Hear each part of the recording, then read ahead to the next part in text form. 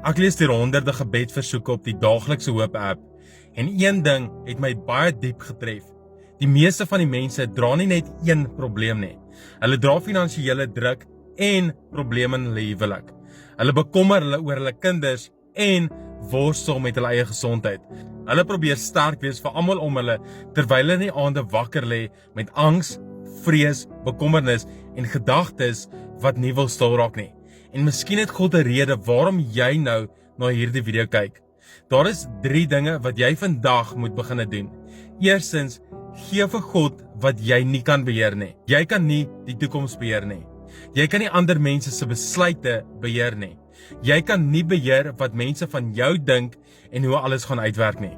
1 Petrus 5 vers 7 sê, werp al julle bekommernisse op hom, want hy sorg vir julle. Maar baie van ons werp die bekommernisse op God en dan trek ons dit 5 minute later weer terug. Soos iemand wat 'n vislyn ingooi en dadelik weer in kan rol. Wanneer die bekommernisse terugkom, sê hardop, ek het dit reeds in God se hande geplaas. Wat buite my beheer is nie buite God se beheer nie. Tweedens, hou op om op jou skouers te dra wat ander mense self op hulle skouers moet dra. Jy kan vir iemand bid sonder om hulle chaos toe te laat om jou lewe te vernietig. Jy kan vergewe en steeds afstand hou. 'n Grens beteken, ek het jou lief, maar ek gaan nie toelaat dat jou slegte gedrag my vrede, my waardigheid en my lewe vernietig nie. Die Bybel sê, bewaak jou hart bo alles wat bewaar moet word. Jy is geroep om mense se laste saam met hulle te dra. Jy is nie geroep om hulle sonde, manipulasie en verantwoordelikheid namens hulle te dra nie. Derdens, hou op om net te fokus op wat jy nie het nie.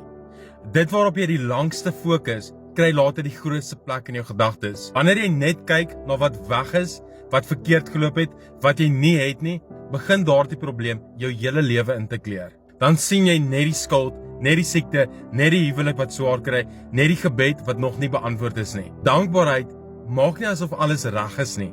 Dit sê, hierdie probleem is werklik, maar dit is nie die enigste ding wat waar is nie. Daar is steeds genade, daar is steeds iets waarvoor ek dankie kan sê en God het my nie gelos nie.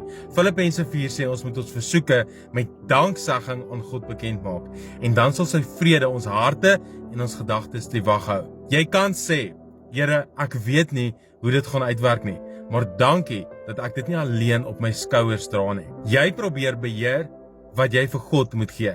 Jy dra op jou skouers wat ander mense self moet dra. En jy fokus so lank op dit wat jy nie het nie, dat jy vergeet hoe ver God jou al reeds gedra het. Plaas jou gebedversoek op die Daaglikse Hoop app, die skakel is in die comments.